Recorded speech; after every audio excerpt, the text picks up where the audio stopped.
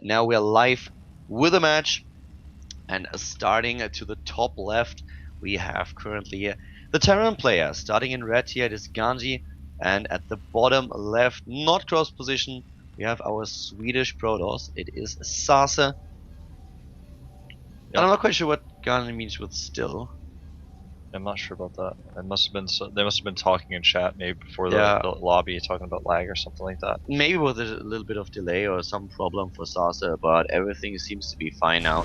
So GanZi and Sase are exchanging the courtesies here in the early stage, going for the GL, and well,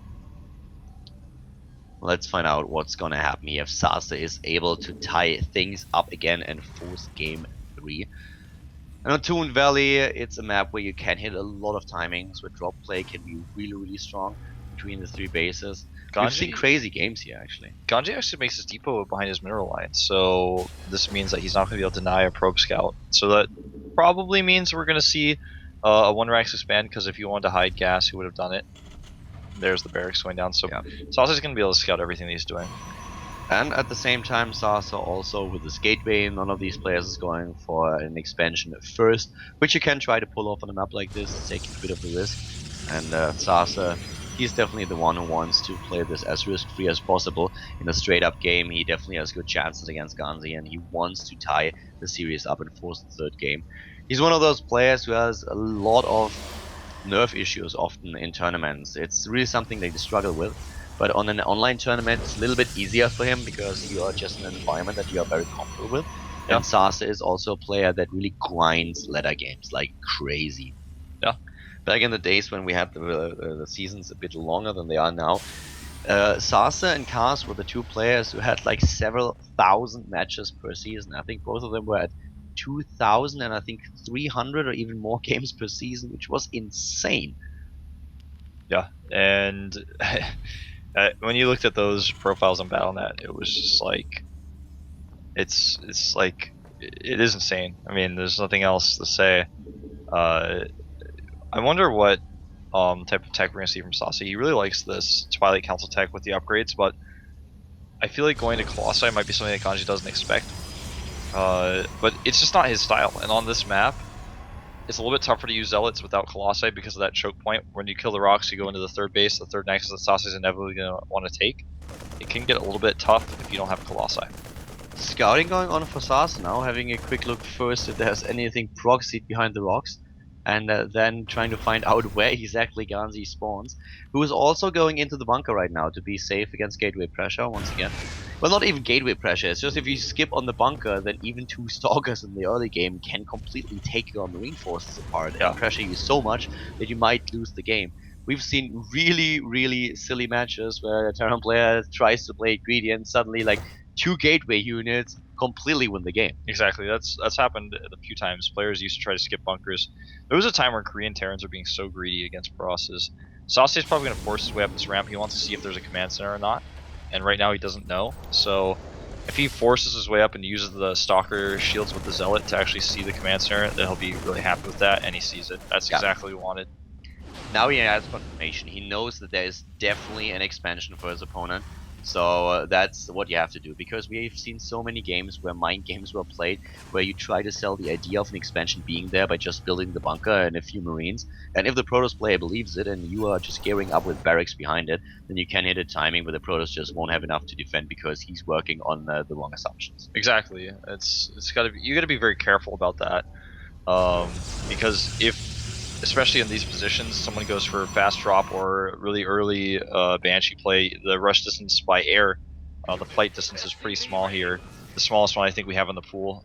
The SCP, did he see the Nexus? No, he didn't see anything at all. He doesn't know about the Nexus. He didn't see a single structure. That's really unfortunate for him. The only reason why he knows that this is the scouting position of Sase is actually because the units were there. Yeah, you're right. But GanZi with the build he's doing is really safe, so even if an aggressive play was coming, he's just gonna be ready here. He's actually gonna make the 2nd bunker just to be 100% sure, which is really smart. I liked it. Yeah, he wants to be safe, and that's definitely the right choice. We've seen a lot of games where the Terran player tries to skip. I mean, MVP, for example, lost to Parting because Parting just pushed him, and MVP was not ready with enough bunkers. So GanZi preparing with the bunker already, even though he doesn't really know what's going on. That will help him quite a lot. If he sees something that lets him to believe that there is gateway pressure, we will see even more bunkers. But with 2, he's already in a decent position. He wouldn't be safe against like an immortal push on one base that Parting used, but he is definitely okay here. And you can see that Sase is actually gearing up. Yeah, he's gonna go for 6 gates. Actually, even going 7. up to 7 now, yeah.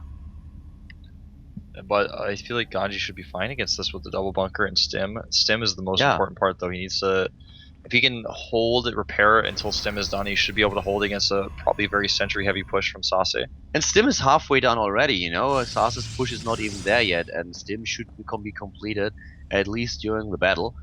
And now the Stalkers are on their way forward. We have a lot of units swapped into the right side of the map, at the completely other side of the map. That will take a long time for them to walk over. I'm actually not sure why he used this pylon. Yeah, that's really weird. Maybe he expects a run by? He doesn't even That use doesn't even those. make sense. He doesn't even use those zealots though, they just stand there. That's really weird. I don't get that at all. Yeah, me neither. I mean, he's actually still not using them. If he would have seen anything that lets him to believe that there are Marines trying to walk across the map, then yeah, that warp in makes a bit of sense. But like this, it's also, I mean, less or? likely to be scouted at that warp in point. But he's just warping units anyways over here, so it doesn't really matter. This is really scary though for Sase because medevacs are coming out. Stim is done. Stim is completed before this fight actually starts, and this is the scary part for him. You're so right. 50 supply for Sase, 35 for GanZi. This is a very, very aggressive build, though. I mean, this is so much DPS that he has here, and 2 bunkers are not that much. Yeah. Stims need to go down right away though, and actually he's not. There he goes. There goes the stim, but 1 bunker's already gone. The 2nd bunker falling rapidly here. The force shields are good. And the Guardian Shield is doing a lot here to protect this army, and GanZi is dropping in supply fast. Yes, Sase lost a lot too, but suddenly those bio forces are really down to a minimum. And now the SCVs start dying, and Sase can still warp in units. The Zealots are trapped behind, but they will go to the front, and now supply depot after supply depot is being killed. And this is boding really ill for GanZi. Yeah, GanZi floating his command center up into the main base. He's a little bit stuck up there now.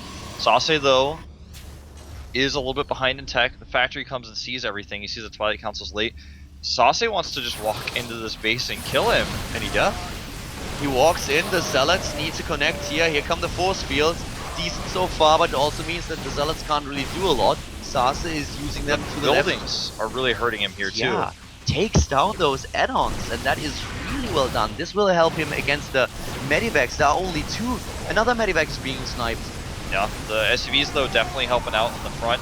GanZi is dropping in supply, man. I think Sase might just take this. He's a little bit trapped in the corner though, whereas Sentry's not able to do the DPS to finish actually off the bio forces, and it looks like GanZi will hold a little bit longer. Man, he's down to 28 supply here. Wolf, he doesn't have a single SCV left. Yes, he takes this, but there is not a single SCV for GanZi. Not one. He is one. Down to 12 Marines and 3 Marauders. Yeah, he's making an SCV, but that's not gonna help him too much.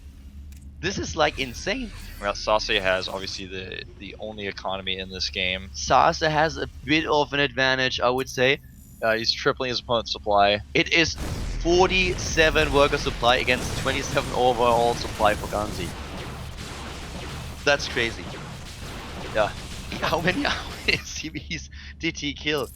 49. Oh my god. GanZi didn't kill a single worker, and we have 49 kills.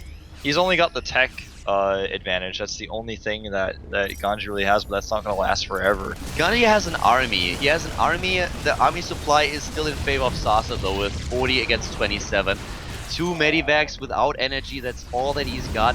GanZi is trying here, but the expansion is ready. The Twilight Council is done. Going into the main base. We don't have any robotics yet, so if we would actually see a Cloak Banshee, then maybe GanZi might be able to turn things around. But at this point, I mean, he has 2 command centers. It's not like he has 3 orbitals or anything. He's just desperately trying to get his SCVs back. Drop here is really nicely placed though. He can't even unload all of his units because there's no space.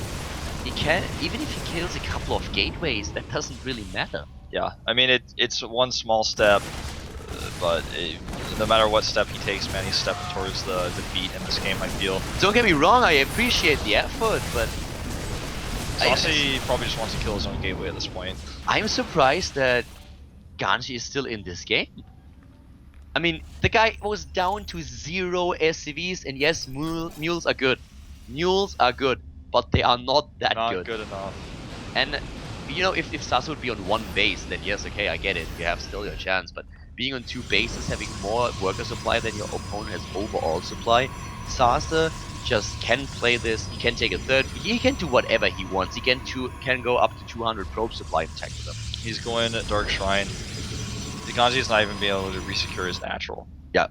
Not that it matters. He doesn't have enough SCVs to really saturate 2 bases, but GanZi is still at 20 harvesters against 52. That alone is already bad enough. There are like more zealots than there are SCVs. And the Dark Shrine is just gonna make it so he has to use scans, which something he can't afford to do when he's so low on harvesters. He also doesn't want to make missile turrets, but he's gonna have to do that too if he even gets an engineering bay. Double upgrades now for Sase with the double forge, and GanZi is coming back in supply. He has +1 attack upgrade, and he's trying to somehow stabilize. Another reason for him to worry is that his minerals in the main base are nearly gone. He's gonna have to move down to the natural very soon. And Sase, of course, takes his 3rd base now. Those mineral patches are very unknown at the 3rd. And there are also like units all across the map, so even if there would be a drop, I feel with all the pylons that we have on the map and the additional units that are scattered around, Sase will see what's going on.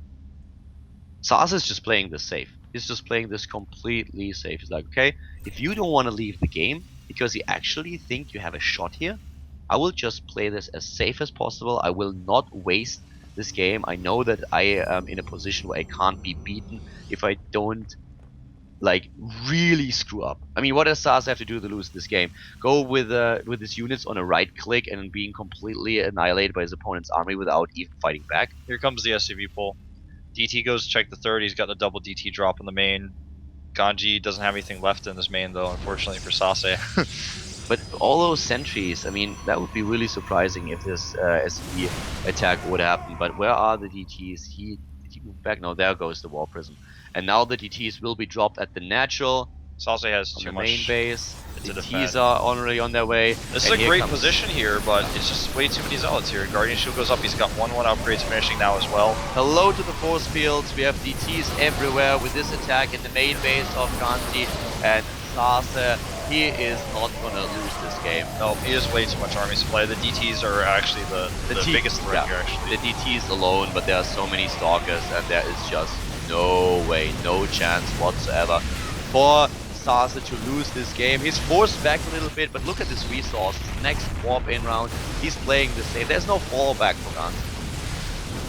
The Colossus comes out here. GanZi is really trying to make this work though, man. I gotta say, like, I mean, I'm actually starting to get a little bit worried for Sase. If he didn't have all these DTs, man, if he didn't have the Dark Shrine, he might be in trouble. Yeah, but he does have the Dark Shrine. Yeah, exactly. There's scans. There are not even scans anymore. There are no orbitals. I mean, GanZi really with a nice effort here, but this early attack of Sase, let's be honest about it, just killed it. If you are down to 0 SCVs, the game is over. GG. GG. There it DTs, is. man, though, saved him there. I have to say, if he didn't have those DTs, well, the thing is, if he didn't have those DTs, he might have had Colossi faster, and that would have helped him.